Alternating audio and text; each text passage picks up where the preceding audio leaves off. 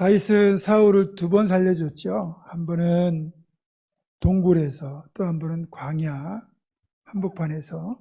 그렇게 사울을 죽일 수 있는 완벽한 기회가 두 번이나 있었지만 다윗은 사울을 그냥 살려보냅니다. 그리고 사울도 그 사실을 인정하고 자신의 잘못을 다윗에게 말하면서 다시는 너를 쫓지 않겠다고 그렇게 약속했지만, 또 언제 사울이 변심해서 군사들을 이끌고 다윗을 추격해 올지 모르기 때문에 다윗은 늘 불안했습니다. 그리고 그런 일들을 겪고 난 뒤에 여전히 사울의 그런 못 믿어온 태도 때문에 고민하던 다윗은 이제 나름대로는 특단의 조치를 이제 실행을 하게 되죠. 그게 바로 블레셋 가드로 망명을 요청하는 것이었습니다. 오늘 본문 1절입니다. 다윗이 그 마음에 생각하기를 내가 후일에는 사울의 손에 붙잡히리니 블레셋 사람의 땅으로 피하여 들어가는 것이 좋으리로다. 사울이 이스라엘 온 영토 내에서 다시 나를 찾다가 단념하리니 내가 그의 손에서 벗어나리라 하고,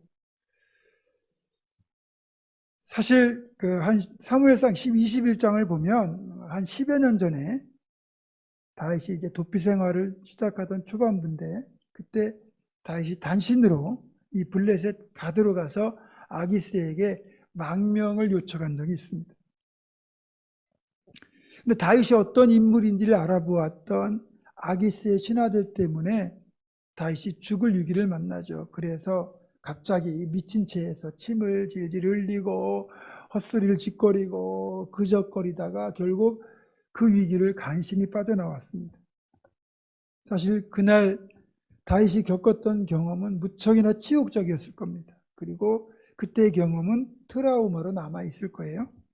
그런데 그런 치욕적인 경험이 있고 트라우마가 있는데도 불구하고 다시 한번 가드왕 아기스를 찾아가서 망명을 요청한다는 것,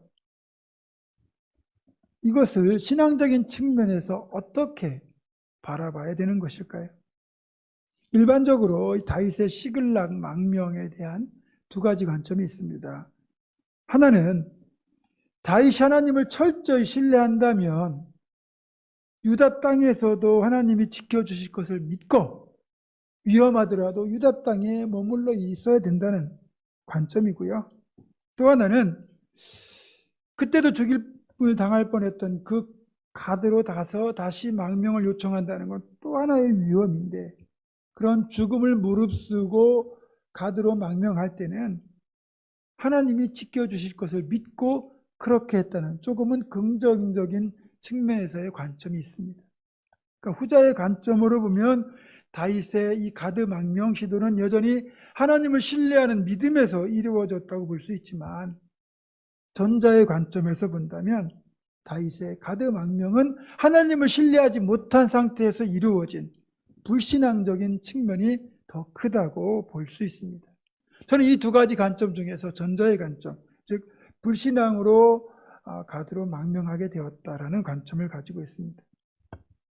제가 이 관점을 갖게 된 이유는 성경 어디를 보더라도 다윗이 이 블레셋 가드 시글락 쪽으로 망명을 결정하기 전에 하나님께 기도했다는 내용이 전혀 나오지 않습니다. 그리고 오히려 1절에 보면 이런 결정을 한 이유를 사울의 손에 붙잡힐까 봐 사울의 손길이 미치지 않는 블레셋 영토로 들어가겠다고 했다는 내용만 나오지요. 물론 이런 결정을 내릴 수밖에 없는 다윗의 입장이 충분히 이해가 됩니다. 다윗은 사울과는 싸울 수가 없습니다. 그의 원칙은 하나님이 기름 부으신 왕과는 내가 절대로 싸우지 않겠다.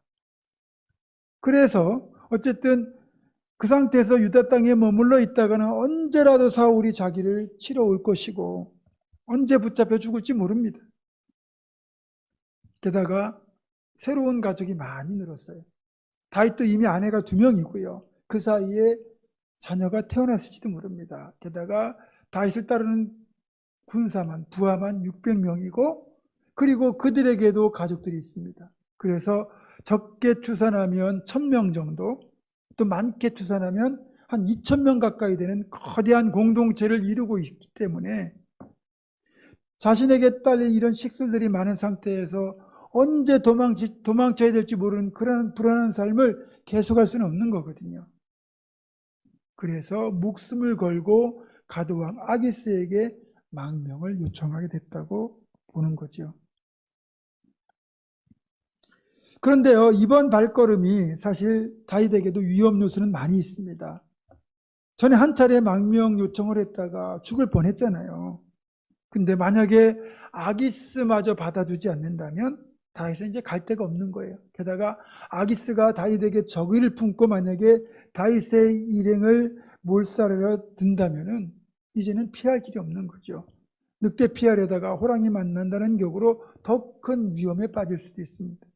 그런데 그런 것을 감수하고 트라우마가 있는 블레셋 가드 그리고 아기스 왕에게 찾아갔다는 것은 그만큼 다윗의 입장이 절박했다는 반증이기도 하죠. 다행스럽게도 블레셋 가드 왕 아기스는 다윗의 망명 요청을 받아줄 뿐만 아니라 다윗과 그 일행을 위하여 거주할 성읍으로 시글락까지 무상으로 제공합니다. 그래서 다윗의 이 망명 시도는 순조롭게 해결이 되죠. 그러나 아무리 다윗의 입장이 그렇다 해도 정말 아쉬운 것은 다윗이 하나님께 기도하지 않고 순전히 개인적인 판단으로 망명을 결정했다는 거죠. 평소 중요한 선택의 기로마다 기도로 하나님의 뜻을 물어 하나님 뜻대로 행동했던 다윗이었기 때문에 더더욱 진한 아쉬움이 남습니다. 그러면 10년 전에는 망명이 안 되고 지금은 망명이 받아들여진 이유는 무엇일까요? 세 가지 정도 이유가 있다고 볼 수 있는데, 일단 10년 가까이 흐르는 동안 아기스가 분명히 알게 됐어요. 사울 왕이 다윗을 찾아 죽이려 한다는 사실을. 그러다 보니 결국 나의 적의 적은 결국 내 편이 되지 않습니까? 그런 정치적 셈법이 작용돼 가지고 블레셋 가드왕 아기스와 다윗은 사울이라고 하는 공통의 적을 두고 있는 일종의 정치적 동지의 입장이 되어 있는 거죠. 또 게다가 처음에 다윗이 망명을 요청할 때는 홀몸으로 왔습니다. 아무런 보탬이 안 돼요. 근데 지금은 그의 수하에 600명의 군대를 거느리고 왔으니 자신의 군사력에 적지 않은 보탬이 될 것이다 라는 현실적인 이익까지 아기스가 계산에 넣었을 겁니다. 그래서 이런저런 이유로 다윗의 명령을 흔쾌히 받아준 거죠. 자, 우리가 여기서 한번 곰곰이 따져봐야 됩니다. 이렇게 다윗이 의도한 대로 블레셋 망명이 순조롭게 받아들여지고 게다가 시글락 성읍까지 거주지로 제공받는 등 다윗이 하고자 하는 모든 일이 순조롭게 척척척 풀려나가고 있습니다. 마치 모든 것이 하나님께서 이끄신다라는 생각이 들 정도로 잘 풀려가고 있는데 과연 이것이 정말 하나님의 이끄심일까요? 하나님의 응답일까요? 하나님이 기뻐하시고 원하시는 길일까요? 상황이 이렇게 흘러가면 척척척 이렇게 내가 원하는 대로 흘러가면 누구라도 혼란스러울 겁니다. 왜냐하면 하나님께서 이렇게 나를 위하여 이렇게 길을 열어주시는구나 그렇게 생각할 수 있겠죠. 왜냐하면 하나님께서는 우리가 결정한 일에 대해서 즉각적으로 반대 의사를 표시하지 않거든요. 하나님 뜻에 맞지 않는다고 해서 즉각적으로 반대를 표시하지 않기 때문에 내 결정이 옳다고 착각하게 된다는 거예요. 무슨 말인가 하면 우리가 하는 결정이 하나님께서 원치 않는 결정이라 할지라도 당장은 하나님께서 반대하고 계심을 보여주지 않기 때문에 우리는 우리의 결정이 옳다고 착각할 수 있는 경우가 많다는 거죠. 여러분이 하는 일이 술술 풀려요. 승승장구해요. 다 잘 돼요. 그렇다고 해서 그것이 다 하나님의 뜻과 일치하는 것은 아닐 수도 있다는 거죠. 오히려 너무나 쉽게 일이 풀려갈 때 그때는 더 정신 차려야 됩니다. 정말 내가 하나님 뜻대로 살고 있는지 이것이 하나님 원하시는 길인지 기도로 깊이 깊이 하나님께 하나님의 뜻을 구하며 물어봐야 됩니다. 요나라는 선지자 있죠. 요나는 하나님으로부터 니느웨에 가서 하나님의 심판을 외치라는 명령을 받았습니다. 니느웨는 아시리아의 수도로서 북왕국 이스라엘을 아주 끔찍한 방법으로 멸망시킨 그런 원수의 나라잖아요. 그러니 뭐 감정적으로는 당연히 가기 싫죠. 그리고 요나에게는 학자들의 연구에 의하면 한 가지 소망이 있었습니다. 우리 말하는 버킷리스트라고도 할 수 있는데, 그 당시 사람들에게 가장 살기 좋고 모든 것이 넉넉하고 그렇게 뭐 지금 꿈꾸는 이상향 같은 곳이 어디냐면 다시스라는 곳이에요. 다시스는 스페인에 위치한 항구 도시인데, 그곳에는 모든 물자가 넉넉하고 사는 것이 너무 좋아가지고 사람들이 한번 여기에 가서 살아봤으면 하는 그런 꿈꾸는 도시였거든요. 요나에게도 그런 꿈이 있었던 거예요. 그러니까 요나는 가고 싶은 곳이 니느웨가 아니라 다시스죠. 어쨌든 하나님의 명령을 받아서 이제 니느웨로 가려고 배를 타기 위해서 욥바라는 항구로 갑니다. 근데 요나의 마음은 전 니느웨 가기 싫습니다 였거든요. 다시스 가고 싶습니다 였거든요. 근데 항구에서 마침 다시스로 가는 배를 만난 거예요. 지금처럼 뭐 이 다시스나 니느웨로 가는 배가 뭐 매일 있는 것이 아니고 어쩌다 한두 번 있을 텐데, 1년에 기껏해야 뭐 몇 차례 없을 텐데, 마침 다시스로 가는 배가 그 자리에 있어요. 그리고 순조롭게 또 그 배에 승선할 수 있게 됩니다. 그리고 또 시간 되니까 그 배가 항구를 출발해서 다시스를 향하여 바다 한복판을 운항하는 거예요. 자, 여기까지만 놓고 보면 모든 것이 요나의 뜻대로 척척 풀려가잖아요. 근데 이게 하나님이 원하시는 길이었습니까? 아니잖아요. 그리고 결국 어떻게 됩니까? 하나님이 원하시는 길로 가지 않을 때 결국 요나가 탄 그 배가 바다 한가운데에서 엄청난 풍랑을 만나서 뒤집어질 위기를 만나고 결국 요나는 산채로 바다에 던져지게 됩니다.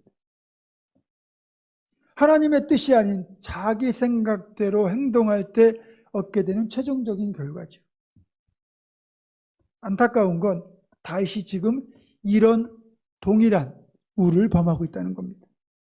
자신의 망명 의도가 잘 풀려서 그 망명이 쉽게 받아들여지고, 그리고 시글락까지 거주지를 제공받고 가드왕 아기스의 호의를 입다 보니 이것도 하나님이 기뻐하신 길이겠다라는 착각을 할 수 있었다는 거죠. 그러나 결코 이것은 옳은 결정이 아니었습니다. 16개월이라는 시간, 다윗이 평안하게 지내던 그 시간은 하나님께서 다윗으로 하여금 깨닫고 돌이키길 기다려주시던 유예의 시간일 뿐이었습니다. 이런 관점에서 다윗의 결정을 우리가 한번 들여다보자면, 그 전에 사울을 죽일 수 있는 조류의 기회를 2번씩이나 만났으면서도 하나님께서 기름 부어 세우신 왕은 절대로 자기가 치지 않겠다는 그 원칙을 한순간도 잊지 않았던 다윗, 그리고 모든 일을 결정할 때 반드시 하나님의 뜻을 물어 결정했던 다윗이었기에 이 망명하는 일을 너무 쉽게 결정했다는 것이 이해가 되지 않을 정도입니다. 앞에서 말씀드린 대로 사울이 변심하고 또 추격해 올까봐, 그리고 가족들과 딸린 식술들, 그들의 생사를 염려했기 때문에 어쩔 수 없이 내리는 결정이었다 할지라도 하나님께서 원하시는 것이 무엇인지 반드시 기도로 먼저 물었어야 한다는 겁니다. 그리고 다윗은 10년 가까운 도피 생활 동안 늘 하나님의 지켜주시고 인도하시는 그 구원의 손길 속에 살았어요. 우리가 살펴보았던 것처럼 그 사울에게 완전히 포위되어 붙잡힐 수밖에 없던 그런 절박한 상황이었는데, 하나님께서 다윗을 셀라 하마누곳, 그 분리하는 바위의 역사를 통해서 결국 사울과 다윗을 떨어뜨려 놓으시고 다윗을 구원하여 주셨잖아요. 그런 경험을 다윗은 기억하고 있습니다. 그렇다면 이번에도 이런 결정을 하기 전에 먼저 하나님의 손길을 의지하는 믿음을 보였어야 된다는 거죠. 다윗만 그렇겠습니까? 우리도 마찬가지죠. 우리가 하는 결정이 말씀과 상관없는 인간적인 판단에 의한 결정이라면, 그리고 그 결정을 내리고 그 결정대로 행했는데 그 결과 일이 잘 되고 술술 풀린다 할지라도 이 길이 하나님이 정말 원하시는 길과 맞는 길인지 한번 점검하고 돌아보아야 합니다. 이건 정말로 중요한 과정입니다. 이 과정이 없는 결정 그리고 행동은 더 위험하다고 해도 과언이 아닙니다. 저도 살면서 그런 경험을 종종 하거든요. 그래서 여러분, 우리가 하나님의 선택과 관련하여 하나님의 일하심의 특징을 알 필요가 있습니다. 기본적으로 하나님은 선악의 가치가 특별히 개입되지 않는 선택에 대해서는 우리의 선택을 존중해 주십니다. 예를 들어서 내가 진로를 결정하는 것, 또 내가 섬길 교회를 결정하는 것, 심지어는 배우자를 선택하는 것조차도 우리의 선택을 존중해 주시고 그 선택이 복된 선택으로 이어지고 결과를 맺을 수 있기를 하나님도 원하세요. 그렇게 응원해 주십니다. 그러나 분명히 옳고 그른 것을 따져야 되는 선택의 경우, 또 하나님께서 우리에게 원하시는 것이 분명할 경우 그 하나님의 선택을 따라가야 되고 옳은 것을 따라가야 됨에도 불구하고 우리가 우리의 욕심과 우리의 방식을 따라 선택하고 결정하면 그건 하나님이 기뻐하지 않는 선택이라는 거죠. 다윗의 입장에서 보면 다윗은 이스라엘의 왕이 될 사람입니다. 그렇기 때문에 이방 땅으로 피하면 안 돼요. 어떤 일이 있어도 유다 땅에 머물러 있어야 됩니다. 그게 왕이 될 사람의 자격이에요. 도피 초반부에 다윗이 모압으로 갔던 적이 있습니다. 모압 왕이 다윗을 잘 대해 주었거든요. 그래서 이곳에 머무르려고 했는데 하나님이 선견자 갓을 통해 가지고 다윗에게 도로 유다 땅으로 들어가라고 말씀하셨어요. 그래서 다윗은 그 말씀 듣고 모압에서 떠나서 유다 땅으로 들어갔거든요. 그러니까 하나님께 다윗에게 원하시는 다윗이 있어야 될 땅은 모압 땅도 아니고 블레셋 땅도 아니고 유다 땅이었던 것이 분명하죠. 하나님은 그렇게 하나님의 사람들에게 머무르기를 원하시는 하나님의 땅이 있습니다. 그게 성경적으로 보면 가나안 땅이죠. 그런데 믿음의 조상이라고 하는 아브라함조차도 가나안 땅을 떠나 애굽으로 갔다가 어떤 일이 벌어집니까? 아내를 빼앗기고 죽을 뻔했어요. 아브라함의 조카 롯 같은 경우도 가나안 땅을 떠나서 소돔으로 갔다가 그곳에서 다 망가졌거든요. 룻기에 보면 엘리멜렉과 나오미가 가나안 땅을 떠나서 모압으로 이주합니다. 그 결과 그들도 쫄딱 망합니다. 물론 그 이면에는 심각한 흉년이라든지 나름대로 어쩔 수 없는 이유가 있던 건 분명하지만 이들이 그곳으로 이주할 때 기도했다는 건 성경에 전혀 나오지 않습니다. 순전히 그냥 자기 살기 위해서, 자기 유익을 위해서 하나님의 뜻과 상관없이 떠난 거거든요. 그리고 그 결과는 처참한 실패였습니다. 다윗은 이런 조상들의 이야기를 잘 알고 있을 겁니다. 그런데 장구 끝에 악수란 말이 있죠. 바둑이나 장기를 둘 때 다음 수를 어떤 걸 둬야 될지 깊이 고민하다가 그 다음 수를 뒀는데 이게 그만 치명적인 패착을 두는 경우를 말하죠. 그러니까 우리가 깊이 고민하고 결정하는 건 필요한데 여기에 하나님께 묻는 기도의 과정이 결합되지 않으면 오랫동안 고민한 것이 오히려 더 안 좋은 결과를 가져올 수도 있다는 거예요.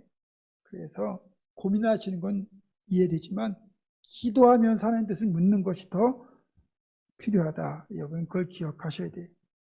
10년 가까이 사울의 손길을 그래도 잘 피하고 성공적으로 도피 생활을 하고 있었고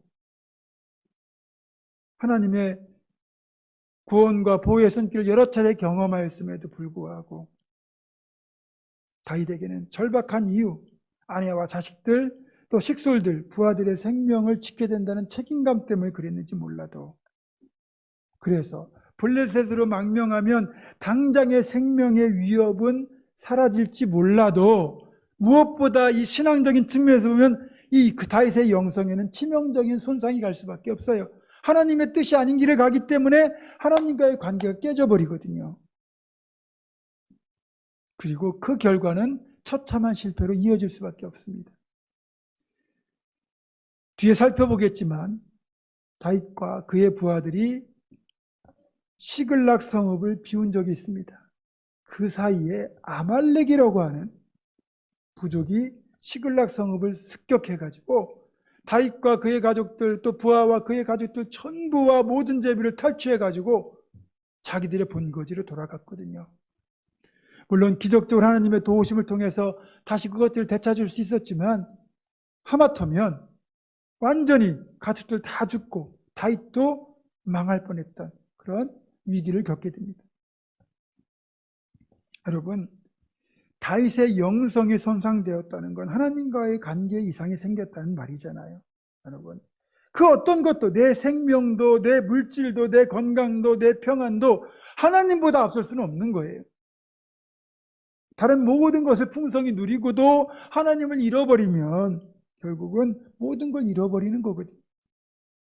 그러다 보니까 이렇게 영성이 손상된 다윗이 어떻게 살아갑니까?